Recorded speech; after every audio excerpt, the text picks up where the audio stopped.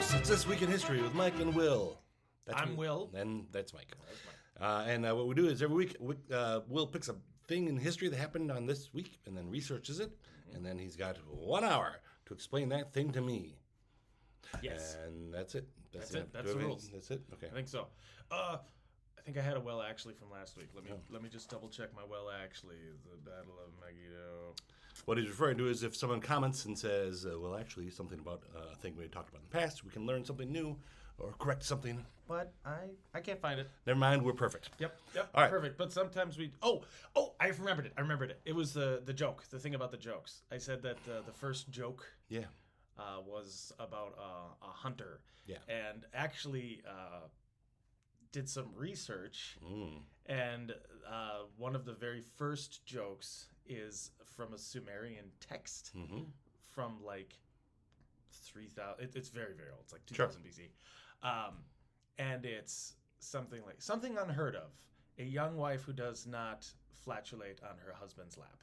So apparently that's a thing, is like women just farted on men. Well, farting is a universal it's not thing. The jokes weren't good back then. They just got better over time. Well, farting hits all the requirements. It sounds funny, smells funny. There is a good... Everyone does it. Yep. There's a good pharaoh joke where it's like, how do you get the pharaoh's attention?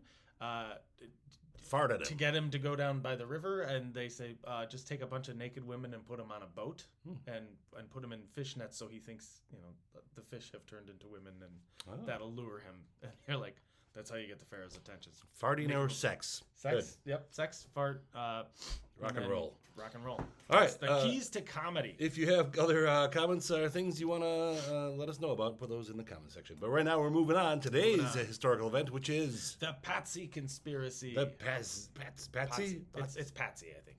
I looked up Pazzi. All right. There's no T in it, though. No, it's double Z. Double Z. 2 Z's is like pizza. Oh. Pazzi, pizza. There we go. There we go. Well, you got Pazzi 1 hour to conspiracy. explain that, including I already gave you bonus time for the pronunciation. Yeah, Again. when we were supposed to have the sound effect. It did. The sound effect doesn't happen in real life. I know, Will. but still. It'll happen on the thing. I have to allow for time, and I'm cutting into mine. So, the Medici family was first mentioned in 1230 AD. Medici is plural for the word medico, which means a medical doctor. Oh, okay. So, we're not really sure where the name comes from for them, but it's probably safe to assume that maybe one of them was a doctor. Somewhere in there. El Doctore. As much as a doctor was a doctor in the 1200s. Try some leeches. Leeches, bleeding. Sure. Check your humors. Have you farted lately? Have you farted lately? Let's see how things are doing. But they didn't really rise to prominence until 1397 when the Medici Bank was founded in Florence by Giovanni de' Medici. I don't know what the de' Medici means, but that's his name. It means double Medici. Yep, Giovanni, they typically just call him Giovanni de' Medici. He was able to use his wealth to buy power, basically. He got a lot of influence. Well, good thing things have not changed since. Yes. Now, he didn't really lean into the power building thing, but they started out apparently as like cloth merchants. Wool is huge in the area around Florence at the time. Okay. This is in Tuscany, which is in northern Italy, northwestern Italy, not northeastern Italy. It's weird. Do you need a map? No. Okay. People can find it on their own. It's still there. Okay. So that's the good thing about it. Now, because of him investing all this money, eventually when his son takes over, he's set things up rather nicely for him. So Giovanni spends the majority of his life acquiring wealth, expanding their power base, and becoming influential with like the power brokers within the city. Yeah. Cosimo, his son, called Cosimo the Elder because eventually there was another Cosimo, like way down the line, who's more like who's also influential, but we'll just call him Cosimo because he's the only one in our story. Okay. He takes over in 1434, 5 years after his father died. There was a little bit of a not power vacuum, but just figuring out who was running the bank and everything. And Took him 5 years? Yep. And he becomes the unofficial head of state during his time in power. The Medicis at this point are so influential, so wealthy, that they don't like sit on a throne, but everybody who's I should explain. Florence at the time is a republic. Okay. It is not a kingdom. The majority of Italy is broken up into city-states. There's the papal states to the south that the Pope runs. There's the Kingdom of Naples, which is south of there. There's Palermo. There's Venice, which is a mercantile powerhouse. There's Genoa. Is there a central power? Milan. Not really, no. Okay. There is no... It's all these super powerful, wealthy cities, Sure. but none of them really get along with each other. The balance of power is kept in check by them either fighting each other or having negotiations, and usually the Pope's standing there going, I will excommunicate you. Oh, okay. Behave yourselves. So if anything, the Pope is a The central. Pope is kind of... And the Pope is not just a spiritual leader at this point. He's a temporal leader. He owns a kingdom of significant size. Unlike today where the Pope owns a kingdom, but it's a city. He'll be rewarded in heaven. Yeah. But on Earth, he gets to live in gold and velvet. And a little bit of reward right now. So at this point, everything's kind of basically city-states. Italy is not a unified central power at all. But that doesn't mean that the individual cities are not fabulously wealthy and powerful. Florence at the time is one of, if not the most powerful because of its wealth. It is thought that during their control, the Medici family was the wealthiest in Europe, but it's really hard to gauge overall wealth by a modern standard because we're talking like land and ships and trade and then influence. But also they had a lot of gold. Yeah. That is power. Like gold is that everywhere you go in the world, gold is valuable. So Shiny. having a lot of shiny metals is a big deal. During his life, Cosimo the Elder spent 600,000 florins, which is the equivalent of $500 million today, roughly, on art, including Donatello's David, pictured here. Ooh. That is one of the first bronze nudes of the Renaissance. Bronze. He worked in bronze. Donatello's a bronze guy. He also collected a lot of books. Donatello's David is different than Michelangelo's David? Yeah, Michelangelo's David pictured here was made sometime later, about, let's see, that's thought to be made in the early 1500s, and Donatello's was, I think, in 1450 or 1460. So Donatello predates Leonardo, and then Leonardo predates Michelangelo. Okay. And then Michelangelo made the David. Right. Michelangelo features in our story as well. Oh, good. Now, when does Shredder come in? Shredder doesn't. Okay. Sadly. And we don't have a Raphael mentioned this time around. Yeah. He's just not part of it. Yeah. Off getting pizza. Off getting pizza. Great reference. Super appreciate it. Now, this is the start of the Renaissance. This is when the Renaissance really kicking in. And the Medicis have a ton of money. And for those who don't know, the Renaissance it's an Italian word, and it started in Italy.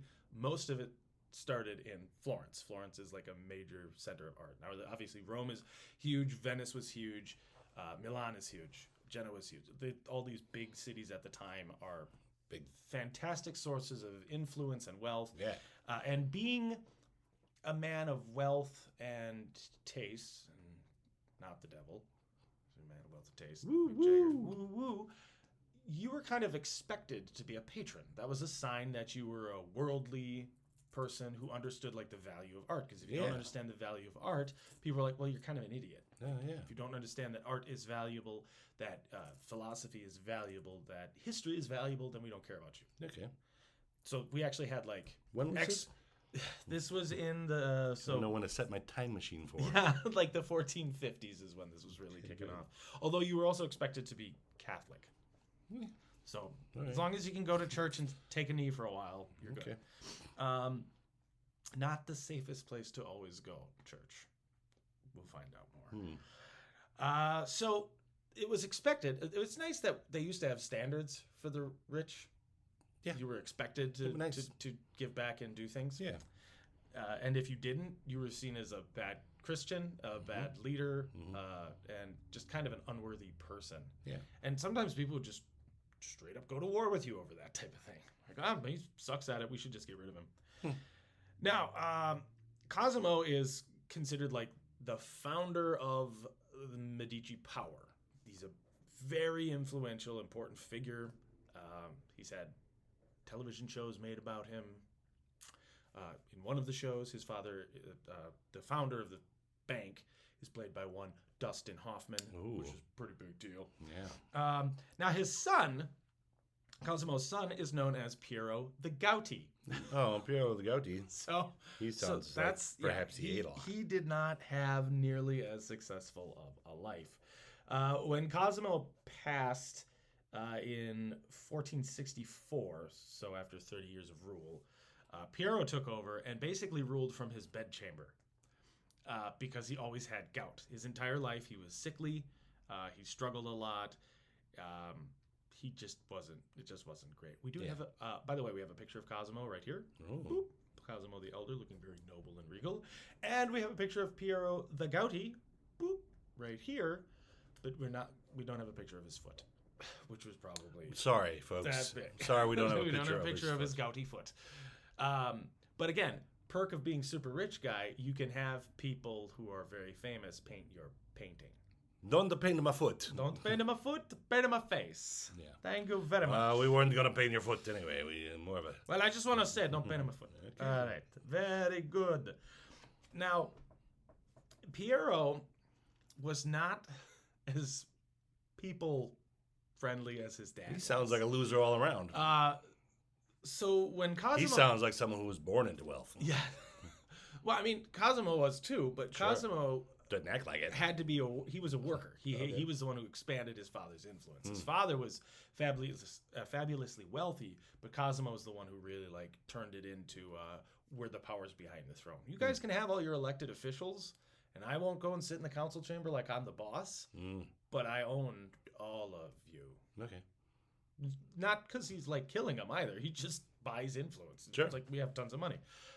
One of the things Cosimo did is he would grant favorable loans to some bankers, smaller bankers and merchants, and then he would let loans slide for a while. He would let them stand because Cosmo. he knew that the influence was worth purchasing.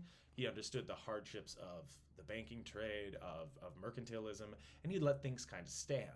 Okay. For a little while.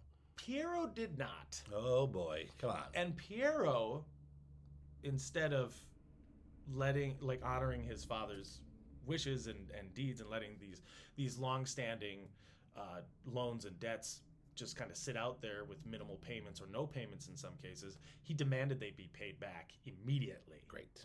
Sure. This brought a lot of caused friends. This caused a bunch of smaller banks to collapse and bankrupted mercantile families across the city and Italy.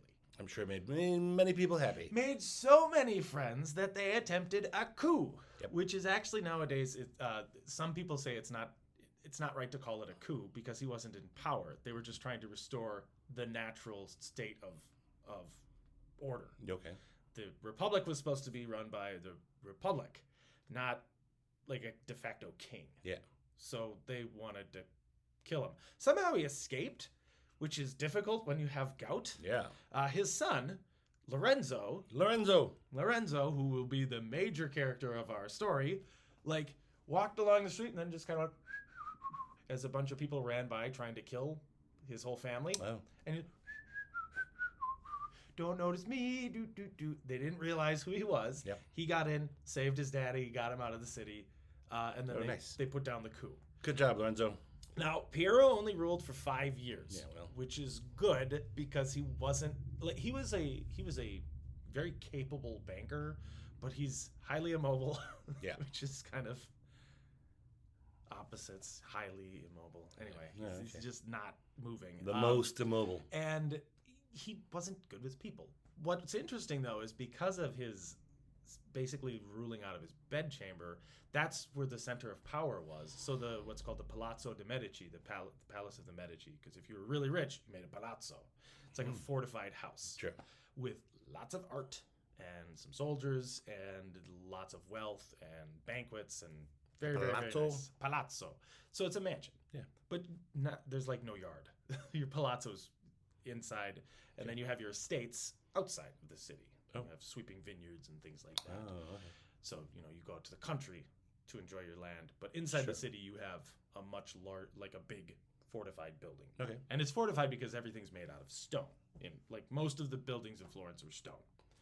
At least in the wealthy chunk. That's a sign of wealth. We build in stone, we last forever. Yeah. So and we can hire people to carry it. yes, yeah. Because you're not. You're rich. Yeah. Now, Lorenzo, he was born in 1449.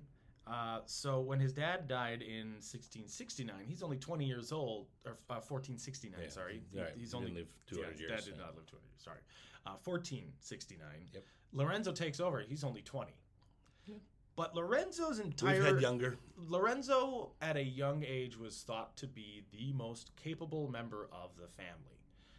He had a brilliant mind. Okay. A friend of his wrote that while he was not gifted by nature in like beauty, because he's fairly plain looking. Not ugly. She said she referred to him as homely, which is kind of ugly. It's a nice way of saying she ugly. did. Sounds like he was getting friends. But also had such like a noble bearing that commanded respect. So this is a guy who's like, he's maybe not very good looking, but he knows how to carry himself. Yeah, okay. But what he did have was a brilliant mind and a great way with people. People person. You're a far real people over person. That was like way more important than anything else. Sure. So eventually Lorenzo de' Medici looks like this is a bust made by one of the top goldsmiths and statue makers of the time. I like this one because I like the 3D picture. Sure. The 2D makes his nose just look just huge. That doesn't like quite look as good, I think. Okay. I like this one better. Plus, it was made by like a friend of the family who's gonna try to make. I gotta make it look right. Right. And also the guy who made Cosimo's. So, the grandfathers. It made his funeral like when you get buried and you have your mausoleum, you have like a really nice decorations all over it and a fancy coffin and all that. He's the guy who made that. So he's like he's like a well-respected member of the, not member of the family, but friend of the family. Friend of the family. Friend of the family. So Lorenzo takes charge in 69. By 71, he has an audit done. And he finds out that between 1434 and 1471, his family had given 663,000 florins, which again is gold coin. Yep. Actually, I did a little research on what the florin was. So the florin is Florence's coin. Yeah. It has like a fleur de lis on one side. Well, here, this is a florin. It's a gold coin. 3.5 grams of pure gold in them, which is a lot of gold. And eventually, like it accrued greater and greater wealth, but it fluctuated a lot. So the range that I saw for a value of a florin was anywhere between $140 and $1,000 by today's standards, based on the time, who's spending the money, kind of a thing. Because if you're the Medici spending money, you have the backing of the Medici bank, and so it's worth more. Then it's almost like it's worth more. Huh. Okay. But it's also kind of the holder. It's really complex. Sure. Like their sense of money, our sense of money, very different. But we still have gold today. So we can understand the value of a gold coin. Pretty cool. Yeah. And they were so powerful that they minted their own, Florence minted its own coins. That wasn't super common everywhere. And it was like a standard size, shape, everything, which is pretty cool. Nice and neat for the banks and such. So, your piggy bank. By modern reckonings, this 663,000 florins is worth like almost $700 million. And this was spent on charity, buildings, and taxes. When asked about that, because a lot of they were like, well, you got to hide your money. You should spend your money. You don't pay taxes. Some people today are like, you're a good businessman and a smart businessman if you don't pay your taxes. Yeah, I've heard that phrase. And if you don't, do charity. And by charity, we're talking like food houses and stuff like that. Not, this is a charity and call in and we'll maybe spend the money. It's very transparent where all the money goes because you can see it. Yeah. And then the buildings are like public buildings. So they built stuff. He said that was the most worthwhile investment. He said, now, while some people would like to have the coins in their purse and keep it with them, I can't think of a better way to have spent it. It is money well spent. And I was like, he's 22 when he said that, and the child of wealth and a nepo baby, basically. And he's like, oh yeah, no, yep. And he continues to do that more. He like doubles down on that, which is great. Now, because the Medicis are kind of the de facto leaders, this causes problems within Florentine society. Oh. In Florence, they're really proudly Republicans. We are our own peoples. We are not ruled by a king. We don't want a king. We don't need a king. Right. We are controlled by vote, unless you're Jewish or a woman or poor. Yeah, sure. But we have rules. Yeah. And they have their own constitution. They have all sorts of stuff. Nice. But the idea of a hereditary ruler is weird to them. Yeah. So they started to have problems with it when Cosimo was like controlling things, but they're like, well, Yeah, it's not official though. it's not official, and he's powerful. But then when his son took over after him, they were like, I don't like that. Plus, he was a jerk. So now Lorenzo takes over. You can be rich and in power as long as you're not a jerk. Yeah, and Lorenzo takes power. So there's still this holdover ill will. The Medici family has ruined some businesses. Ruined it. And while he's obviously a better guy already, it's not a great sign for the future. When he was young, Lorenzo was educated in Greek. He was educated in philosophy, diplomacy, the church. He probably spoke Latin as well as Italian, but he spoke Greek fluently. Mm-hmm. He liked hawking and jousting. Hawking and jousting? You ride out on a horse and you have a hawk and it goes and catches things and you ride around and And jousting at the same time? well, not at the same time. Oh, okay. He did win a jousting tournament, but the jousting tournament was funded by the Medicis. He won. So It's fine. Machiavelli wrote he won because Machiavelli was a contemporary. Oh. And they're not sure if this is sarcastic, but he said he won not by favor, but by strength and valor. But because Machiavelli is a smartass, we're not really sure if he meant, he totally won not by favor, but of course by valor. He's so strong. His family definitely didn't give him the win. I feel like you could never trust Machiavelli. At all. Yeah. At all. But that's kind of his point too. Yeah. Like that's what Machiavelli's all about. He's got a lot of double meanings, and there's entire school courses and college courses on Machiavelli's works. Okay. So again, we're at the time where all of these amazingly famous artists, philosophers, writers, poets, creators are in existence, and then Lorenzo is right in the middle of all of it. So now there's the question. Maybe you'll answer the question as well. It begs the question though: were they surrounded by those people, or were those people just afforded the chance to develop and be? Both. Okay. Both. That's great. So Lorenzo actually did have painters come and live at his house. One of whom was Michelangelo. He lived with Lorenzo's family for 3 years. He ate with them. He hung out with them. He knew the family. He hung out with the kids.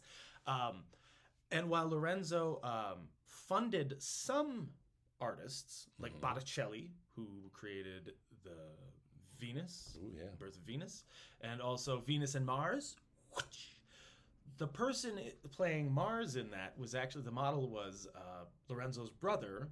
I want to get his name right, Giuliano. Hey. So brother Giuliano he's the handsome one. He was referred to as the golden child. He's handsome, he's strong, he's the loyal brother, and he knows his spot, and he's very charming. He's very well liked as well. He's not dumb. He's not like the dumb brother. Yeah. But Lorenzo is the power. He's the mind, and then Giuliano follows him like everywhere. They hang out all the time. They're very close. And I just thought that was cool that Botticelli used him. He's like, oh, do you want to be a model? Hey. Rich people being models, that's not new. That's, I'm a rich guy's kid. I'm going to be a model. Like, that goes back to the Renaissance and probably well before that. So he was used as a model in Botticelli's work. Botticelli is ludicrously famous as one of the greatest painters of all time. Yeah. So he was directly financed for some of his work. He had direct commissions. I believe Michelangelo, like I said, and one Leonardo da Vinci. Yeah. But Or to him. those guys would just like hang out at his palazzo, and if he didn't directly commission them, he encouraged other people to do so. He would direct them to, well, I don't need anything from you right now because I've got all this going on, but this guy, you should go talk to him. So he kind of worked as like a network guy for all of these artists, and he was a poet himself. His poetry is actually quite good. It focuses mostly on trying to find joy in life, but also the fleetingness of life and how things fade over time. It got particularly more like that as he got older, because you start dealing with family loss and the difficulties of the world. Strange how you start reflecting on life. Yep. The older you get. Yep. But even then, it was like that. There's beauty in this. So he'd reflect on like the vines in the fields and. How things grow but eventually have to die, but that's so we can have new growth. So his art is it's not just like I'm a rich dude with no concept of anything. He's still a dude living in the 15th century. So life is not all peaches and cream. It might be peaches and cream, but you're also going to get like typhus and die at 40 maybe. The cream is often warm. There's no refrigeration. Yeah. That's there could be a flood and you all die. And he's very aware of how everything is kind of temporary. Yeah. And this is a cool thing because like by him being encouraged to appreciate art, then he encourages more art. He encourages more writers. But he latches on to like Da Vinci, who is not just an artist. He's an inventor. He's an engineer. He helps Da Vinci's career for a couple of years as well. Everybody wanted Da Vinci at the time, so Da Vinci traveled all over the place. He had patrons all over. He never had to worry about anything, which is great. Yeah. He invented a tank, which is cool. I guess. I don't think it was never used. Okay. Neither was his helicopter. They never used his helicopter, but a lot of these things were just like doodles. So Da Vinci's a contemporary, and then Michelangelo is the younger rival of Da Vinci, always trying to beat him. And Michelangelo is seen as kind of like the more impetuous of them. He's often portrayed as like a lunatic, but I don't think he probably was. He's just a passionate artist, and he's doing his thing. Potato. Yeah. But he did give us the David, and that is like the coolest statue ever. It's got like, it's just awesome. Anyway, if you haven't seen it, it's pretty cool. I have seen it. I know you have, but to our millions and millions of followers. Yeah. Go check it out because it's really cool. Because he did it with a chisel and like sandpaper. Not even sandpaper. They didn't have that. But just the detail on marble is amazing. He also made the Sistine Chapel. Well, not the chapel itself, but the painting on the top. Yeah. Okay. The Medicis did commission the building of the Sistine Chapel. So there's a lot that they had to do.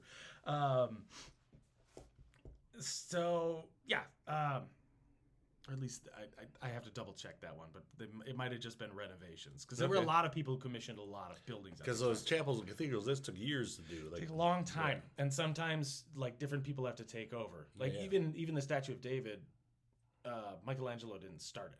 Oh, it was originally supposed to be a different guy, and then he fell out. He maybe cut out like the hole between his legs of the slab of marble. That's about it. That's about as far as he got. Maybe some of the outline. So he did some of the grudge work that you'd maybe have your assistant do anyway. And then Michelangelo took over and he did all of the things that statue's that sort of sculpting is just chipping away the stuff that's not the statue. Right. Easy enough. Yeah, exactly. Yeah, so someone can do the rough outline. Yeah, I can do the rough outline. Sure. That's easy. The whole thing falls apart. Okay, maybe I should learn more about stone. I should start on a smaller project. So with this rise of power, what's really interesting that Lorenzo started to do is to gain more power, he would send out artists to different people to build influence. Hey, look at this great artist I know. You should work with him. He's fantastic. Look at his paintings. He could do drawings and paintings for your family and build your prestige. One of the people he did this with was the Pope. Oh. Popes love prestige. They love prestige. They love art. They love fancy things. So he's building friendships and influence using art. Brilliant maneuver instead of stab. Because at this time, war is weird in Italy. Most of it is waged by mercenary armies called condottieri. Ooh. And if you're one of those, you're a condottiero. That's like a commander of a mercenary force. They'd usually ride around from city to cities, changing allegiance depending on pay, sometimes before a battle or during a battle. Oh, no. Not super reliable. Yeah. Really good at killing, but did as little of it as possible because they'd just as soon get paid to not do it. No, sure. So you pay one army to go attack a city, that city pays that army to come back attack you, and it created a whole economy built around it. Yeah, you could go all day without fighting. Yes, and that was kind of the goal of a good condottiero, is that he didn't actually have to fight and get his guys killed, and they'd all just get rich by just walking around. It was like a protection racket. Yeah, You want me to break your city? Be ashamed if something happened to it. So there were a lot of famous condottieri that rode around and achieved glory. Some became powerful leaders. I think Sforza became a duke by being a condottieri first, which is pretty cool. So there's a lot of this going on. Otherwise, you have the local militia, and the local militia is better trained and better outfitted because these are very proud, independent people who do not want to give up their homes. Right. So it's kind of almost like how Rome was in its early days of the Republic, where you were a volunteer soldier. Okay. But you were not expected to, you did not go and fight like in somebody else's land. These are defensive battles. You defended your home. So you're much more likely to fight bravely to defend what you love and care about than go and kill somebody for somebody else's wealth. Plus, you have the home field advantage. The home field advantage. You got walls, you know the terrain. So war is really weird and wonky at this point. It's mostly not fought by the leaders of the cities. It's fought by the armies under them that they pay for. And those guys that's all they do. Yeah. Italy's one of the few places that has professional soldiers that just walk around and get paid to fight. Most places it's conscripts and like nobles. But in Italy, it's guys in armor with good equipment who are trained to fight and kill, and they're just paid to do it all day. And maybe they do and maybe they don't because maybe you pay them more.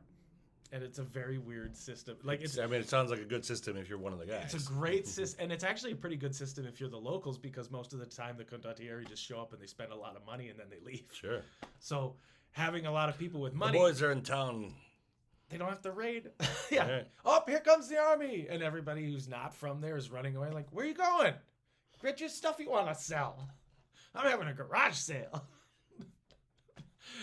Leonardo sees the condottieri right by. Oh, I said some of my art. Hey, you want a drawing? He starts out as just a caricature sketch guy. Hold still. There you go. I would like to see Leonardo having to hustle. Yeah, I would love that. I think that would be great. That's probably how he got his start. You know, yes. Family. Do this one for free for exposure. There you are. Pretty good, huh? Yeah. I love that idea. I'm sure Leonardo did not. I don't think he did. Well, again, fortunately for him, the Renaissance had already kicked off, so he was like, oh yeah, art's great, and I'm a genius, so I'm going to make a lot of money. So rather than go to war, a lot of the times, influence was bought and sold. Yeah. With trade, with great diplomacy. So the best lords, the best princes were really good diplomats. Despite what Machiavelli wrote in The Prince, where everything is, is it better to be feared than loved? If you can have both, but otherwise it's better to be feared. Not actually always the case. Although, maybe. Sometimes it works really, really well. What I'm saying is that, they're not still in charge, so. Yeah. Maybe Machiavelli was right in the long run. Maybe. Yeah. Maybe. But we have two contemporary cases of Lorenzo de' Medici and Galeazzo Sforza. We'll see the difference. Okay. Because Sforza was a tyrant and a jerk. But I believe he was... Ooh, he's the bad guy ever? He's involved. He's actually, for once, he's not. He's a tyrant and a jerk, but I think he was killed. Oh, okay. His daughter is actually way cooler than he is. But she's in the story. So, because of all of this, eventually... The Medicis run afoul of the Pope. Oh, why? Pope Sixtus IV, originally... Sixtus the Fourth? Yeah, I know, it's a stupid name. Like Sixtus? Sixtus. Sixtus Tus. the fourth. The Yeah, fourth. Sixtus the fourth. Right, what is that? I don't know. 6 cents for 24? Is he? I don't know. He's Sixtus IV. So yeah, I guess we'll call him we'll call him 24 because it's 6 times 4. That's the math. So 6 times 4. That's the math. That's in the math. Pope 24. Yeah. Originally was Francesco della Rovere. He was elected in 1471. So 2 years after Lorenzo becomes the head of the family. And within months, he made 2 of his brothers and 4 of his nephews cardinals. Oh. That's a huge promotion because his family was dirt poor. And then he's just like, you're all in charge of the church. Hey, folks. Guess what? I'm Pope now. Yeah. There's no corruption in the church, though, so we don't have to worry about that. He wanted to buy the town of Imola. He wanted to buy a town. Just buy a town. Yeah, I want to buy a When town. you have enough money, you you can buy a just town? buy a town. And he's like, hey, I'm the Pope. I want to buy this town. He had a rival who wanted to buy the same town. Was the town for sale? They wanted the territory. And you could buy and sell. It's just buying and selling land. The Yeah. people didn't get So displaced. I'm just saying, but it yeah. seems odd that 2 guys want to buy the same town. Now, the owner of the land was Galeazzo Sforza. So he's the tyrant. He's a jerk. The Medicis want it. Oh. They like this town. This town must have been up for sale. It must have been. They're Like, gonna I think sign up. Sforza probably was trying to buy and sell land to You get. looked up on Zillow or something. I think he needed money. Oh. Because he was a warrior, so he was like constantly going on campaigns, and he probably needed money for soldiers. Sure. Because like we talked about, war was how much you can spend. Yeah. Much like today. It's great. It's great. Now, Lorenzo offered 100,000 florins for this, so we know that is a ton of money. That's Yes. like $100 million. And in gold, it's a literal ton That's of a money. literal ton of money. That's a lot of money. And Sforza's like, that's pretty awesome. But the Pope wanted it too, Yeah. but he only offered 40 grand, And favors from God. but would marry his nephew, who might have actually been his son. So Sforza's a brilliant negotiator. He says, all right, I'll sell it to you, Pope, for 40 grand, but also my daughter, Caterina, is his illegitimate daughter, because he just did not care where or when he made babies. Sforza was a monster. But Caterina, I'm going to do an episode on Caterina. She's amazing. She's a powerhouse. He insists that the Pope marry Caterina Sforza to, that the Pope's nephew, Girolamo, that's a hard one to pronounce, Girolamo, Riario, so I'm just going to call him Riario. That's actually easier for me to say. Sure. I don't know why. But he wants Riario to marry Sforza's daughter. That'll link him to the Pope. That's a big thing. So he's like, so I'll sell it to you for 40 grand, but your nephew, who maybe is actually his son. Who knows? I'm the Pope. I never have a kids. He's my nephew.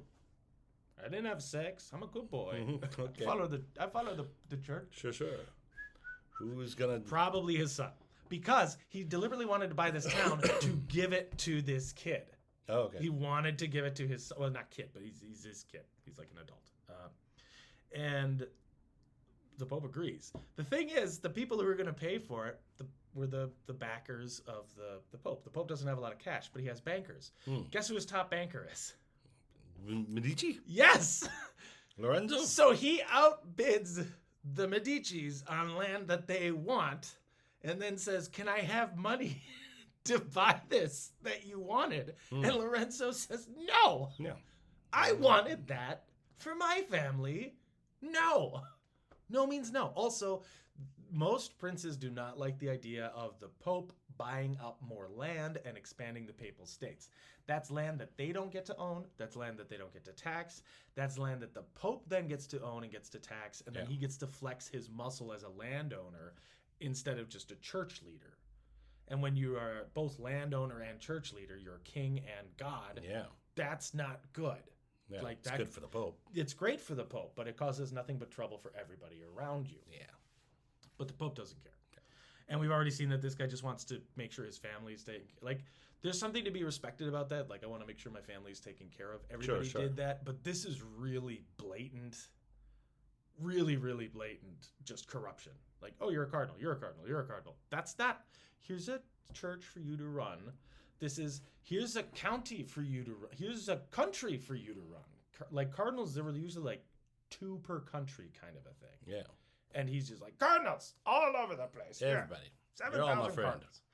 Like, he's just gone crazy. So Lorenzo says no. And then other bankers are asked if they'll give the money. And one of them is the Pazzi Bank. The Pazzis are rivals of the Medicis. No, we have not heard of them yet in our story. Now, they're a relatively newer bank. And their head at this time is Jacopo Pazzi. Jacopo Pazzi. Jacopo. So, Yeah. Jacob. Sure. Jacob, not Jacob. Jacopo. Now, Jacopo is older than Lorenzo. And he doesn't really like him because he's a young upstart. He's powerful. He's wealthy. He's richer than him. Yep. He doesn't like that. He doesn't like that they have all the power in Florence. He's from Florence. He lives in Florence. So they're rivals. And there's one other dispute that crops up. They have to decide who's going to be the Archbishop of Florence. Archbishop of Florence. Archbishop of Florence has died. So you got to get a new one. Right. And everybody wants the spot. No, but the Pope will just pick someone, right? The Pope doesn't usually have a say in the archbishopric. The leaders of the town pick the archbishop. Now, rather than the leaders pick it, Lorenzo kind of does. And he says, this is the guy I want. It's a fellow named Orsini. He puts him in charge. Now, the guy who is vying for this spot is a Francesco Salvietti. Salvietti is what I'll call him for now, because there's another Francesco that pops up, so this just makes it easier. So Salvietti wanted to be the archbishop, and he was an ally of the Pazzis, and he lost the bid. So he's pissed. Pazzi's pissed. Jacopo's like livid. No one's happy. Nobody's happy except the Medicis. They're fine. Sure. So Riario, the Pope's son, Francesco Salviati, the guy who lost the bid, and Francesco Pazzi, who's Jacopo's son, they all go to the Pope and say, we want to kill Lorenzo de' Medici. Will you help us out? Now, the Pope hates Lorenzo de' Medici. His son is his nephew is asking him if it's okay to kill him. His bankers are asking if it's okay to kill him. And he says, it would be not cool for me to say I can't sanction his death. Sure. But he is an enemy to many people and causes a great deal of problems. And were you to handle it, that would be appreciated. And I can't control how far you're willing to go. But were he to die, we get the idea. I would be seeing that. I would look favorably on you. Okay. So he doesn't sanction it, but he sanctions it. Yeah, okay, yes. Yeah. He Got says, it. Yeah. He basically even says, like, if you do kill him, like, the church will wash your hands. Sure. It's Mission cool. Impossible. Mission Got Impossible. Yep. Your mission, should you choose to accept it, murder this guy. Which is not cool. Not if you're the one being murdered. No. So to build on top of this, they approach Federico de Montefeltro. Now, Montefeltro is a top mercenary. He's a condottieri. I think he's powerful enough that he, secured his own city eventually. Like he's a big deal. I might be wrong because there were a few condottieri who did that, but he was powerful enough that they didn't find out until 2004 that this guy was involved because they found an encoded letter in the family vault, and they're like, "Holy crap!" He had 600 soldiers waiting outside Florence, ready to storm the gates and help out with a coup. So they cross the T's, dot the I's, get the condottieri involved. They started reaching out for help, and they had basically a papal non-sanctioned sanction to kill Lorenzo. Yeah. On the 26th of April, 1470. And Lorenzo just didn't want to sell stuff? Basically. He was a rival for power. Yeah. They didn't like that. Also, sins of the father visited upon the son, kind of a thing. Sure. So that people they think the Medicis have violated their own constitution, and they are controlling the city, and they're tyrants. So on the 26th of April, 1478, during High Mass at the Dome of Florence, it's the Great Cathedral of Florence right here. I'm having it there because it's a really cool looking building. And the fact that people made that with no modern technology, That's awesome. It's called the Duomo, so Dome of Florence. And I believe this is Easter Sunday. So this is a holy day. Either way, it's High Mass. So this is the big one of the day. This is the big one of a Sunday. And Lorenzo is at church with Giuliano, which is rare. They're usually so busy with their lives they don't get to meet up for church. Oh, what a nice Sunday afternoon. So they're praying, Yeah. and the Pazzis start stabbing people. Oh. Specifically, Francesco de Pazzi, so Frankie Pat. Frank Pazzi. Yeah. So Francesco de Pazzi and a fellow named Bernardo Bandini dei Baroncelli. Oh, that's a bouncy name. Yeah, Bernardo Bandini de Baroncelli. So Bernardo. So Frank and Bernie. Yep. Which I think is a show. Anyway, so Frank and Bernie stab Giuliano and they hold him and they just murder him. Oh, no. So the golden child dies. Oh, no. He was so handsome. In church. He's praying. Yeah. And these guys just murder him during the mass, in the middle of it. If you're going to go, I guess that's a good time to go. They try to do the same to Lorenzo, but a poet friend of his defends him. Ooh. Lorenzo is wounded and flees through the sanctuary, which is where the priest hangs out before and after mass to get everything ready. And he escapes to his palazzo and his people. Yeah, one of the Medicis is dead. So the next step is the Pazzis go to the Palazzo del Signoria. This is like the center of power of the city. Yeah. And their plan is, we're going to go there and we're going to claim the city now. We have wounded the leader. We've killed his brother. We're taking over. And the people are sick of the Medicis, and it's time we go back to the way things were. Oh, are they? That's the plan. Okay.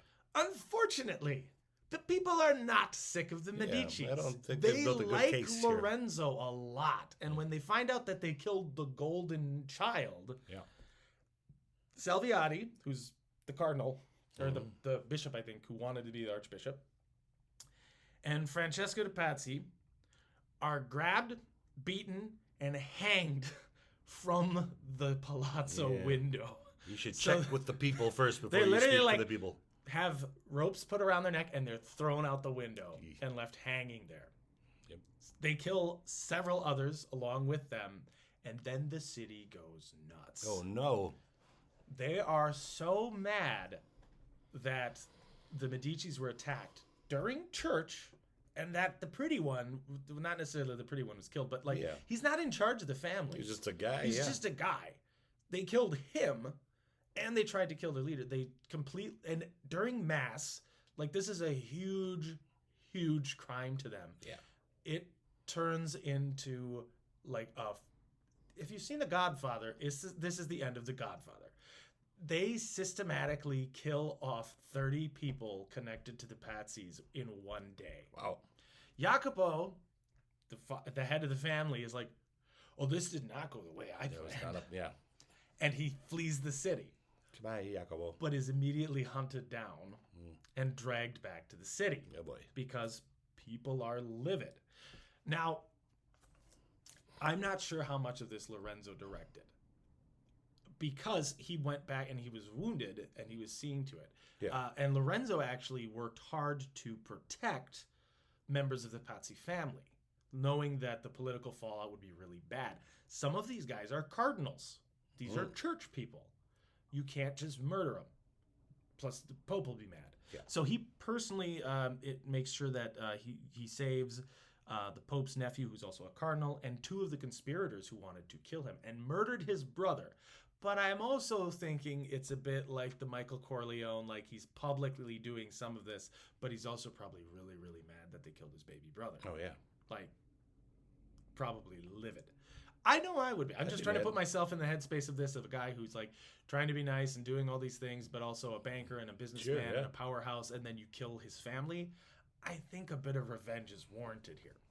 Now, he doesn't have control over what happens to Jacopo. Jacopo escapes, but he's caught.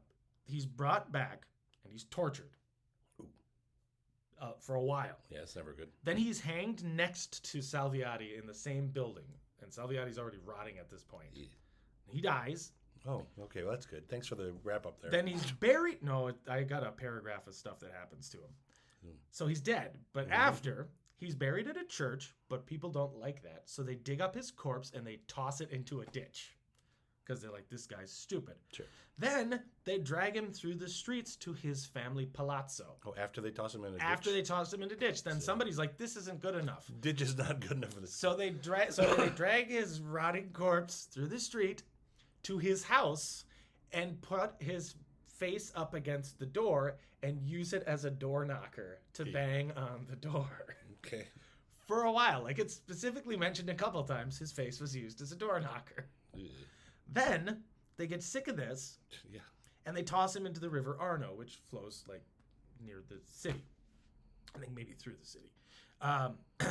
It gets fished out by kids, who then This is Weekend at Bernie's. who then hang up the body on a tree, flog it, get bored, and then toss it into the river.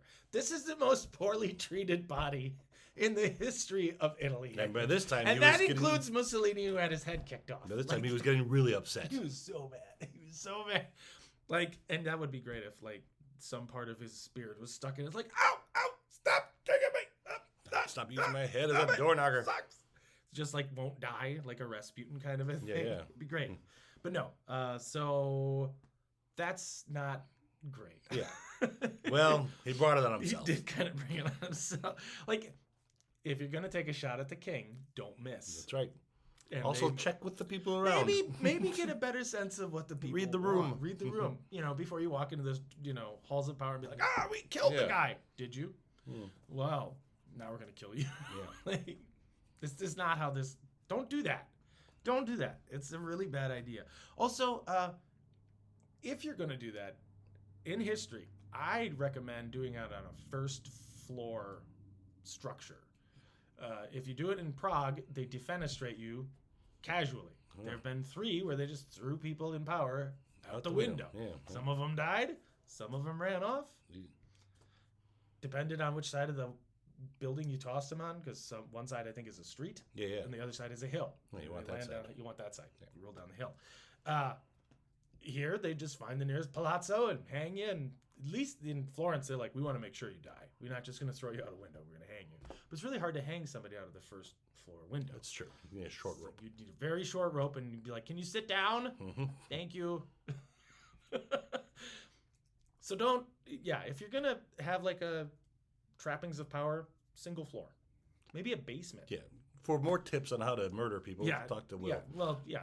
If you're gonna, that's I think in The Prince. He's like, and also if you're in a position of power, don't have a castle that's really high. Have a low castle.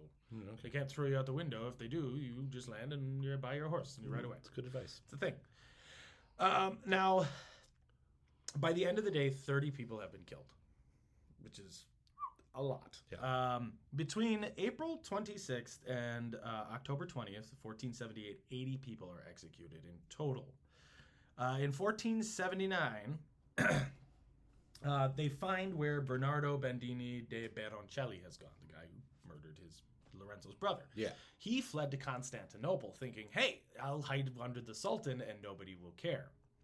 Mehmed II is the Sultan. That's the guy who conquered Constantinople. He's a brilliant diplomat and leader, and he knows the Medici family is incredibly wealthy and powerful and might be good to deal with. Oh, yeah. He finds out that this guy's in his city and has him captured, wrapped in chains, and sent back to the Medici. Sorry. As like a gift. Oh, okay. He's like, I don't gift wrapped even. I don't want this guy, and I know you. And he's like family. Like you tried to kill his family. Yeah. Vengeance. He's allowed to kill you. Like, this is my gift. No strings attached. Yeah. Plenty of chains. Some though. chains, yeah. But no strings. Right. Have fun. And then he's executed and he's hanged as well on a different building. So they got sick of hanging him from the same palazzo. It's a different palazzo. There's just too many bodies. Got all these old ropes. But I thought that was actually pretty cool of Mehmed to be like, send him away. Okay. This makes us look bad. We are not a sanctuary for bastards who just murder people during church. Not cool. Send him back. Go home. It's good to have some boundaries. Yep. And then the last executions were held on June 6th, 1451. That can't be right. That could be right. That's a couple years. 1481. 81. My line wasn't very well done. 1481, and there were 3 more executions. The Pazzis are banished from the city, the remaining ones. You really messed this one up. Lorenzo actually has an in-law who's a Pazzi. Oh. Married to one of his, I think, sisters. Okay. He's banished from the city. Sorry. Eventually. But at first he's under house arrest because they're like, we're not sure if you were involved at all. Yeah. And you're kind of really close to him and you could finish the job. Plus you might be mad that we murdered But also your family. But your family. But you murdered some of our family. But we murdered a lot more of your family. So we're not really sure what to do. House arrest. Now, house arrest for a noble, not so bad. Sure. You get plenty of food, water, probably... Nice house. Yes, concubines. Exactly. Well, he has a wife. Whatever. They don't let him have a concubine. I don't know. Don't cheat. If he also then cheated on his Medici wife, they would probably just quarter him in the middle of the city. They would not be good to him, I think. I feel like I wouldn't be good. They go to a very extreme level of how they deal with the Pazzis. If your last name is Pazzi, you have to change it. Oh.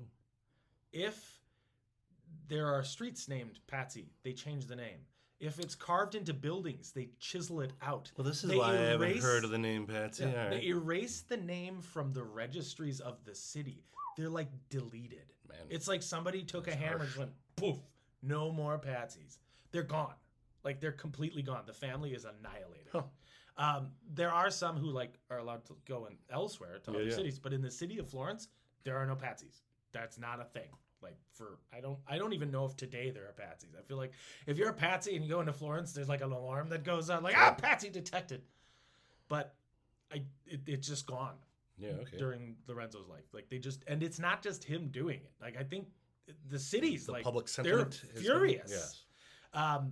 They had they had their coat of arms all over. I think the one there's a photograph of one, so they didn't get that. And it would be a shame it was destroyed because it was made by Donatello. Oh. But every symbol of theirs is destroyed or taken down, and they're just deleted.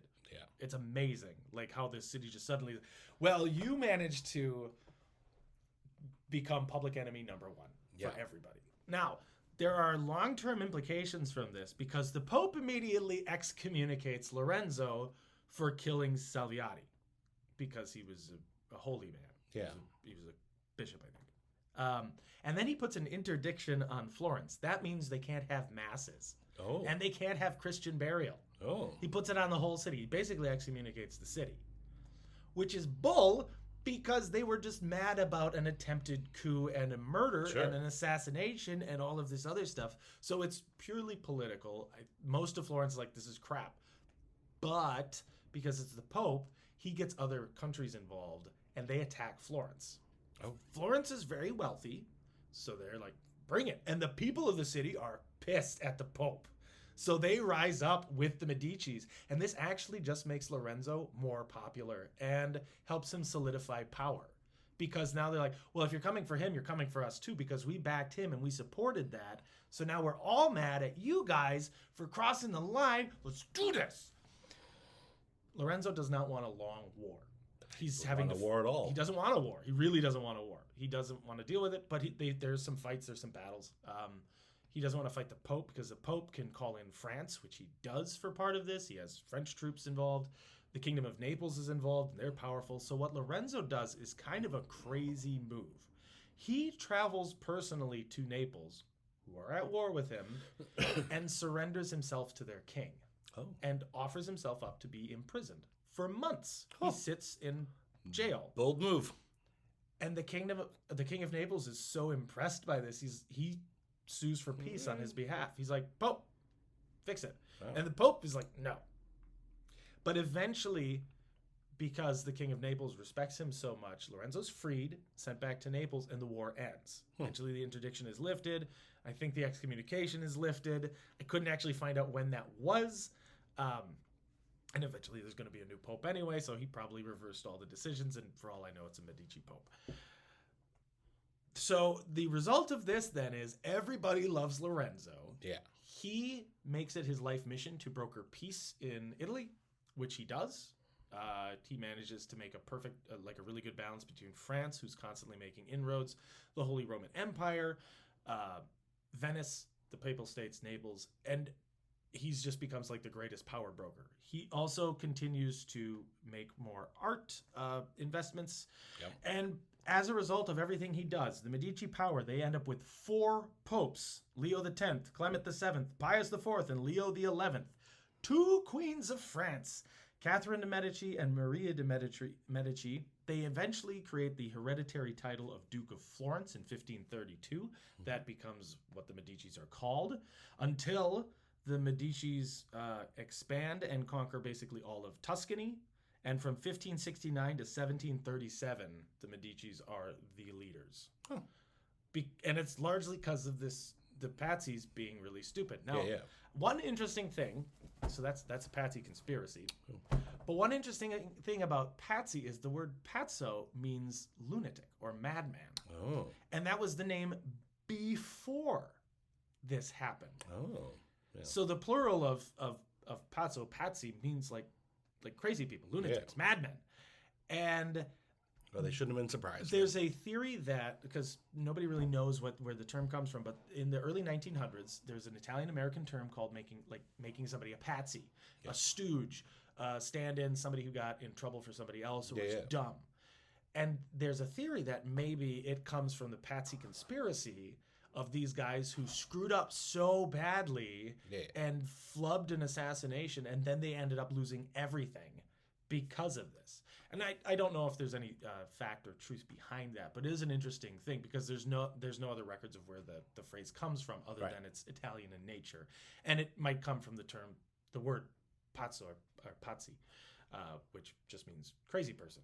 Yeah, could have been both. Could have been both. It's weird how sometimes history links up like that. Yeah. But I thought that was really interesting. It's like, well, they are named crazy people, and they did a crazy people thing. They did crazy people. And then they destroyed their family because they went for the most powerful guy who was actually beloved, and they missed.